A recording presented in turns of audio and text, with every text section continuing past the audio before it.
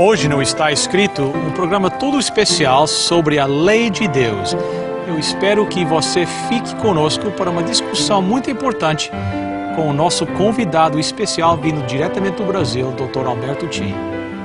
O Está Escrito começa agora.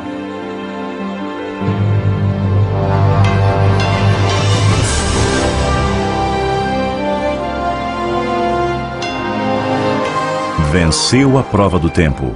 O livro de Deus, a Bíblia. Ainda relevante neste mundo complexo. Está escrito, partilhando mensagens de esperança ao redor do mundo.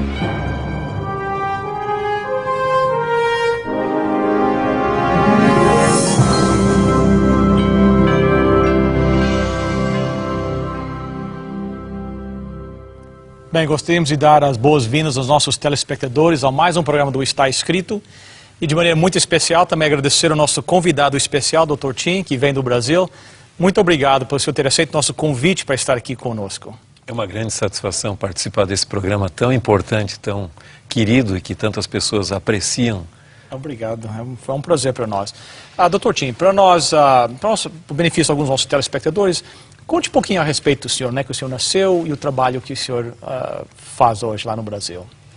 Bom, eu nasci num pequeno município chamado São Lourenço do Sul, no sul do Brasil, e a minha área de formação é teologia histórica. Eu fiz o PhD nessa área e atualmente eu exerço a função de reitor dos Seminários Teológicos Adventistas da América do Sul. E a reitoria fica em Brasília, a capital do Brasil, obviamente, e nós temos 7 escolas de teologia, sendo que uma 8ª está sendo construída no norte do Brasil e começará a operar dentro em breve.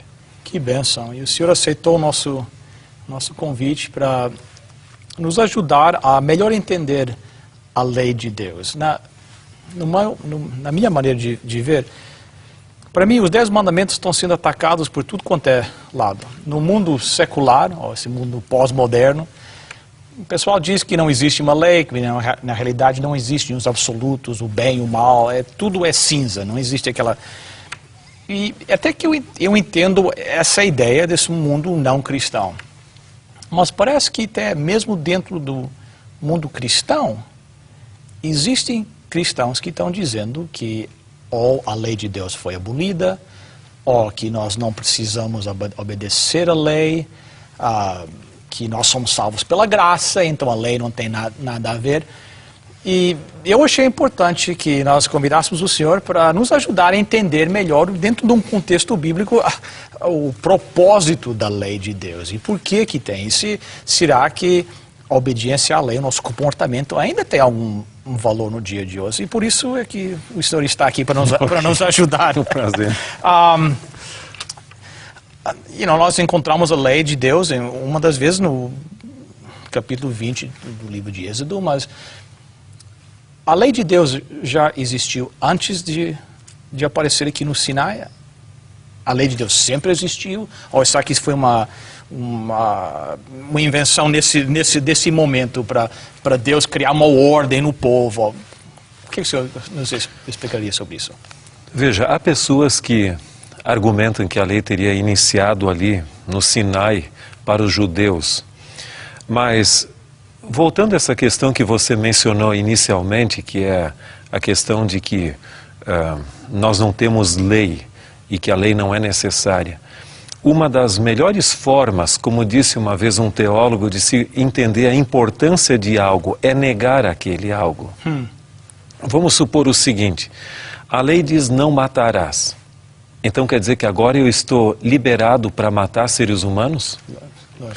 A Bíblia diz, não adulterarás. Estou eu agora liberado para isso? Ou diz, não furtarás, ou eu não posso tirar algo que pertence a outra pessoa. Estou liberado agora a me apropriar de outras questões.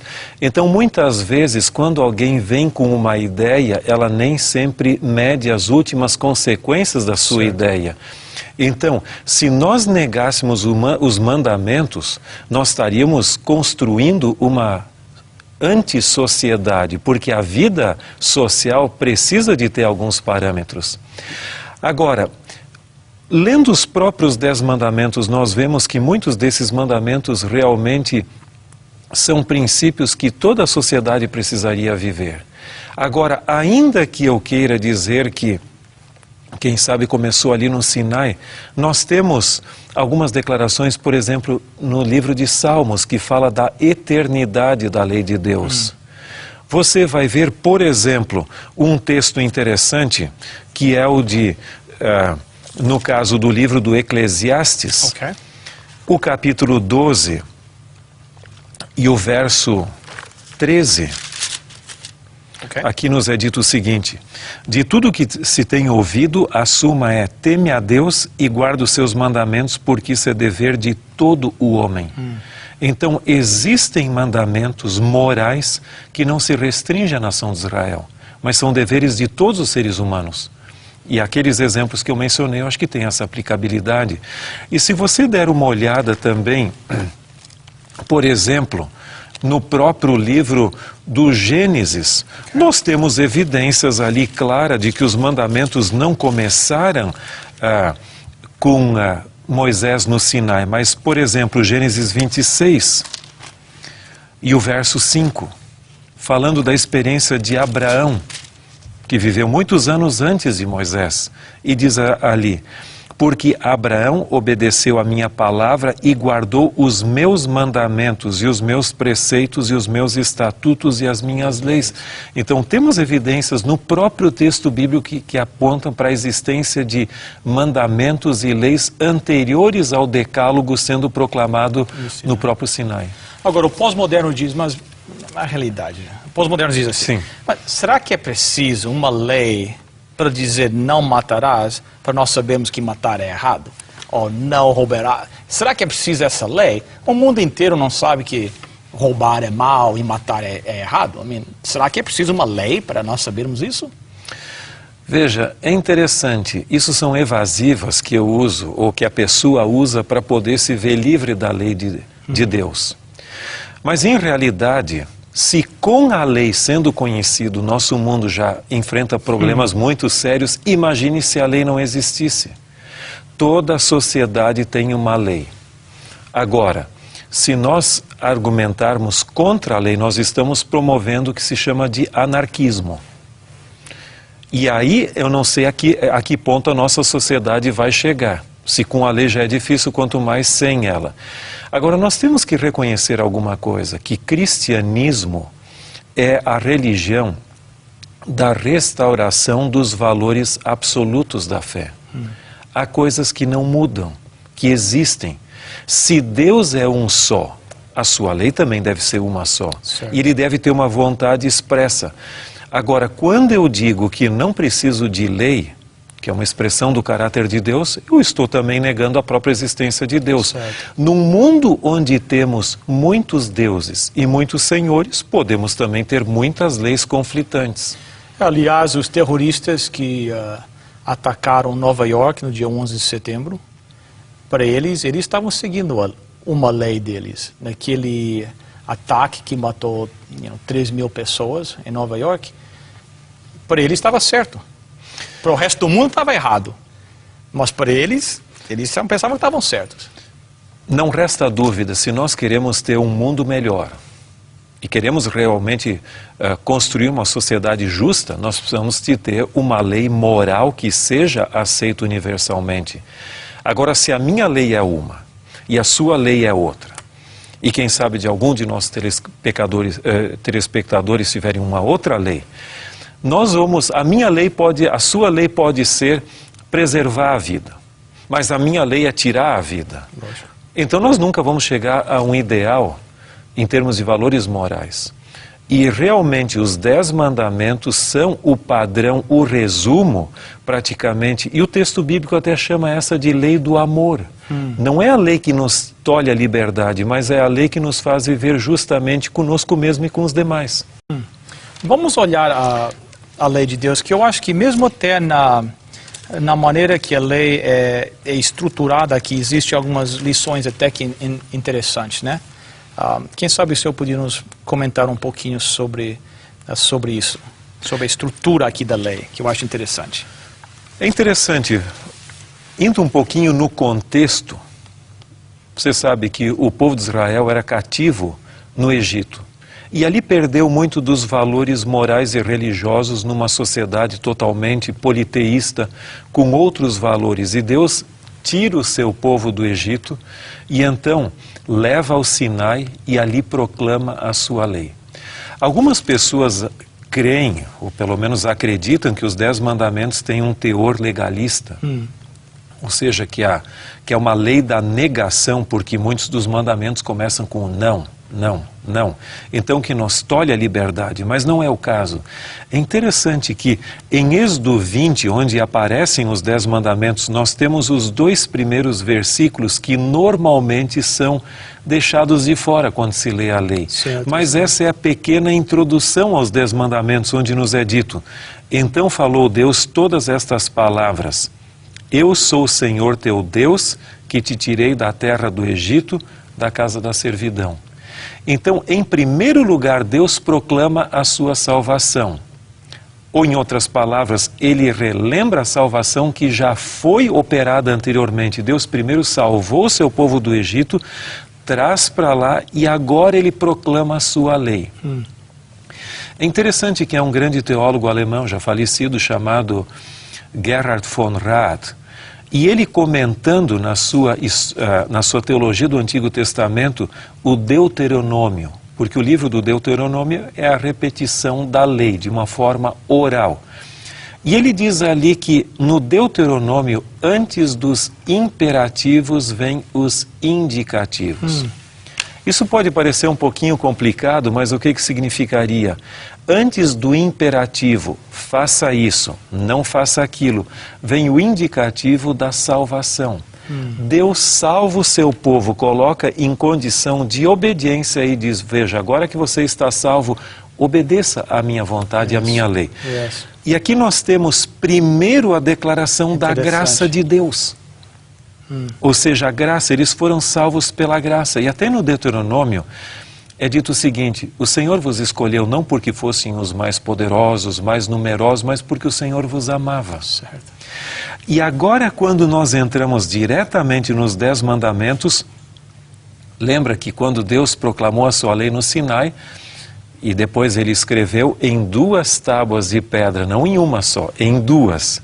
E você vai ver que tem 4 mandamentos, os primeiros 4, que se referem ao nosso relacionamento com Deus. E os outros 6, nosso relacionamento com o ser humano. Então, primeiro vem o nosso relacionamento com Deus, ou seja, a dimensão vertical. E depois a dimensão horizontal do nosso relacionamento com nossos seres humanos. Eu estava lendo outro dia um livro de Taylor Bunch, onde o autor dizia o seguinte: quando Adão foi criado, ele ainda não tinha outros seres humanos. Então, a coisa começou com os mandamentos relacionados com Deus. Mas tão logo Eva foi criada, ele já teve que começar a aplicar também os mandamentos para com o relacionamento social. Interessante. Muito interessante. Então, 2 pontos eu acho interessante. Uma é que eu não estou salvo, o povo não foi salvo, tirado do Egito porque eles guardavam a lei, eles guardaram a lei como resultado da salvação. Deus foi bondoso, Deus nos salva, e como uma resposta quase natural à bondade de Deus em me salvar, eu obedeço a lei de Deus. Esse é um ponto muito importante pelo seguinte: eu posso até guardar alguns desses pontos moralmente, mas religiosamente eu preciso da graça de Deus, do poder de Deus para poder ter uma obediência plena ali. Do contrário, vira mero moralismo, o formalismo, como alguns dos líderes religiosos da época de Cristo acabarem correndo nesse tipo de religião que era formal, mas que realmente não era uma transformação interior da vida. Então seria um argumento contra aquelas pessoas que dizem: não, mas eu não sou cristão, mas eu não mato, eu não roubo, eu fico só com a minha esposa, entendeu? Então, para eles, tecnicamente, eles estão seguindo a lei. Mas você está dizendo que sem esse relacionamento com Deus, não tem em inglês seria the fullness, né? São a plenitude, de guardar os mandamentos de Deus. É isso que isso está... Exatamente. É interessante. Porque, veja, se eu procuro me tornar aceitável, veja, a base de todas as religiões pagãs até, é eu me tornar aceitável à divindade. Certo. Mas, em realidade, a religião bíblica é diferente. Eu sou salvo pela graça de Deus. E eu não tenho nada o que acrescentar ou agregar à salvação. Eu simplesmente obedeço, como até mesmo Cristo disse, se amais, guardareis os meus mandamentos, como uma resposta de amor. Ele me salvou do pecado. E Paulo fala em Efésios 2, 1 e 5, que nós naturalmente somos mortos em delitos e pecados. E ele nos salvou por sua graça. Agora, uma vez salvo, vai ser uma alegria fazer a vontade de Deus. Porque a lei é uma expressão do seu caráter. Veja, quando você perguntou sobre a questão da eternidade da lei de Deus.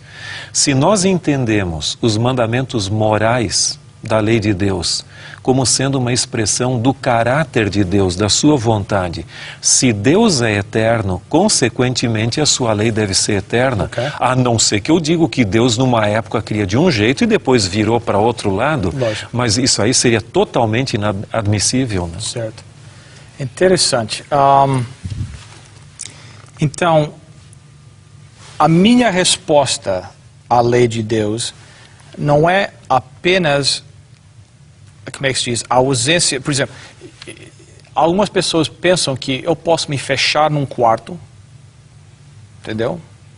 E não fazer nada disso que Deus fala, não matarei. E estou guardando a lei. Não, na realidade, não estou guardando a lei. No mandamento não matarás, existe a implicação, por exemplo, do outro lado. Então, se eu não mato, mas Deus espera que eu faça outra coisa, o lado positivo, o lado da minha resposta. Esse é exatamente o ponto que os mandamentos têm a nos colocar. Alguns olham superficialmente como meras proibições. Certo. Mas você vai ver que o próprio Cristo tentou aprofundar e trazer uma nova dimensão aos mandamentos aqui do Decálogo, para que as pessoas entendessem que há uma dimensão espiritual ali, que não contradiz a letra da lei, mas que aprofunda e dá uma dimensão bem mais espiritual, uma outra motivação por trás dos mandamentos.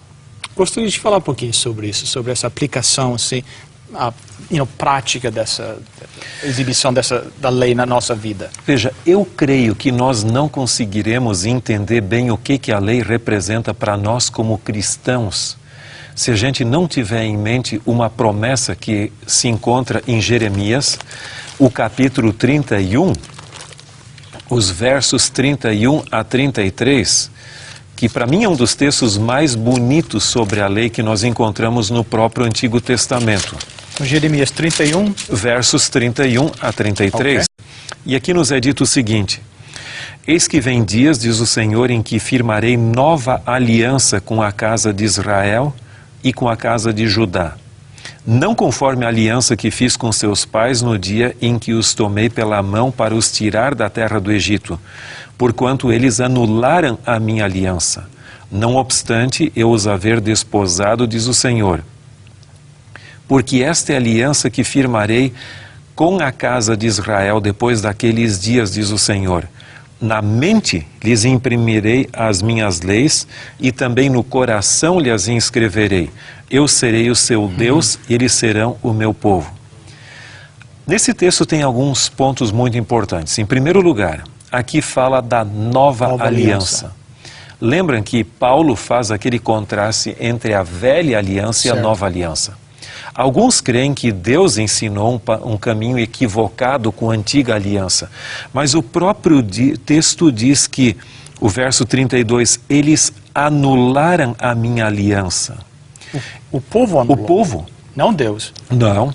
Então a dificuldade com a aliança que foi estabelecida no Sinai não foi que Deus ensinou um caminho equivocado. Porque o caminho era a salvação pela graça. Lógico. E a obediência aos mandamentos como uma resposta.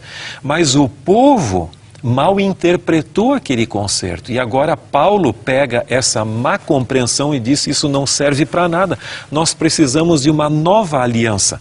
Só que a pergunta é, essa nova aliança que até é prometida aqui, nesse texto, verso 31, essa nova aliança seria uma aliança sem lei? Existem hoje muitos cristãos que dizem o seguinte, que temos a dispensação da lei, o Antigo Testamento, e a da graça, o Novo Testamento, como se no Antigo Testamento houvesse lei sem graça. Certo.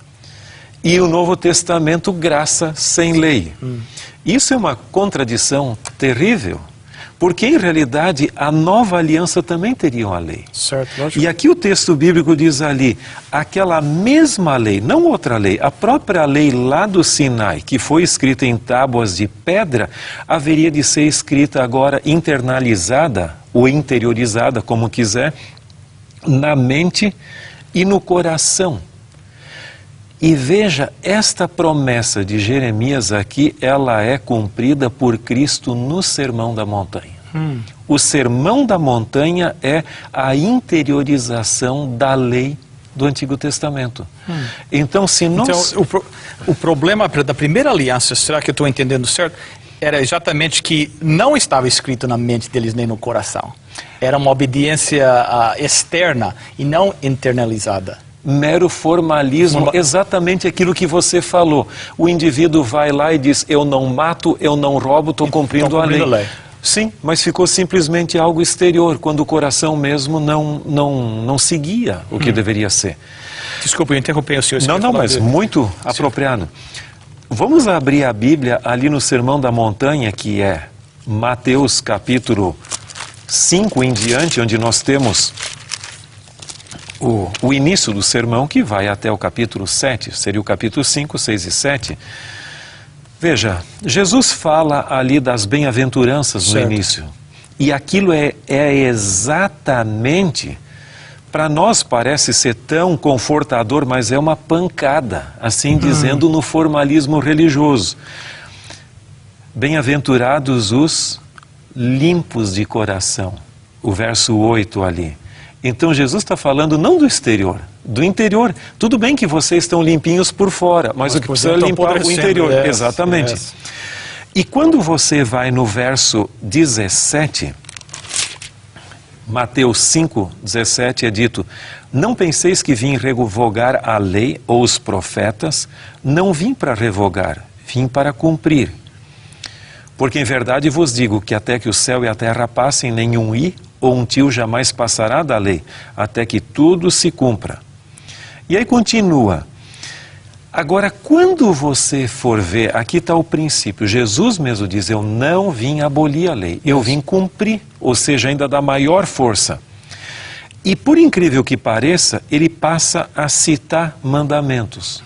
Alguns, daquilo que se chama lei de Moisés, mas pelo menos dois deles, em termos de ilustração, tirados do próprio decálogo, ou dos 10 mandamentos. Veja o verso 21. Ouvisse que foi dito aos antigos, não matarás, e quem matar estará sujeito a julgamento. Eu, porém, vos digo. Alguns leem essa expressão, eu, porém, vos digo, é como Jesus está eliminando. Eliminando o primeiro, ok. Não. Ele parece estar acrescentando, né? Exatamente. Não matarás, eu, porém, vos digo, todo aquele que sem motivo se irar contra o seu irmão está sujeito a julgamento. Você percebe que aqui Jesus condena não apenas o ato de tirar a vida, mas ele aprofunda ao ponto de que alguém tiver ódio contra outra pessoa ou ira, ele já está transgredindo a lei? E se você for lá no versículo 27, ouvisses que foi dito, não adulterarás. Tá bom, eu não vou adulterar com a pessoa. Mas o verso 28 diz, eu porém vos digo. E ele não está anulando, ele diz, qualquer que olhar para uma mulher com intenção impura no coração já adulterou com ele. Você percebe que aqui Jesus está condenando não só o ato de matar, ou o ato de adulterar, mas a própria intenção mental que leva a isso. Consequentemente, o momento de eu me arrepender não é depois que eu matei uma pessoa, mas quando o ódio já me veio no meu coração, ou não é depois que eu já cometi o adultério, mas quando a minha mente sensualmente já começou a dar o alarme, a coisa está errada. Então você vai ver que o Sermão da Montanha é um aprofundamento espiritual, uma internalização ou interiorização dos princípios dos 10 mandamentos. Quando a lei está escrita no coração e na mente, a pessoa começa a se comportar dessa. Essa seria então a demonstração externa da presença da lei de Deus no coração. Lógico, e aí a lei assume a sua verdadeira dimensão e mais do que isso, vai ser um prazer obedecer à lei. Porque enquanto minha mente está numa direção, meu comportamento pode estar no outro, eu vou ter um conflito de interesses. Porque socialmente eu me refreio ou restringo, o termo que você quiser usar, mas a minha mente está em outra direção. Eu não vou adulterar porque eu não quero perder minha família, mas quão bom seria se eu pudesse ter um affair, como se diz em inglês, quando em verdade não é, isso já é transgressão da lei. Por incrível que pareça, nosso tempo já passou. Então gostaria de convidar o senhor para nos levar a um estudo mandamento por mandamento. O senhor, será que podia fazer isso para nós? Com muito prazer. Vamos orar. Ok. Nosso Deus e nosso Pai, nós te agradecemos pela tua lei, pelos teus princípios que nos levam a uma vida de liberdade, de alegria e de paz. Esteja com cada telespectador nesta hora. Nós te suplicamos em nome e por amor de Jesus. Amém. Amém. Bem, Dr. Tim, muito obrigado por estar conosco e nós somos ansiosos para iniciar nosso estudo dos 10 mandamentos. Será um grande prazer estar com você e com nossos telespectadores também. Obrigado. Aos nossos telespectadores, espero que vocês estejam conosco na próxima semana.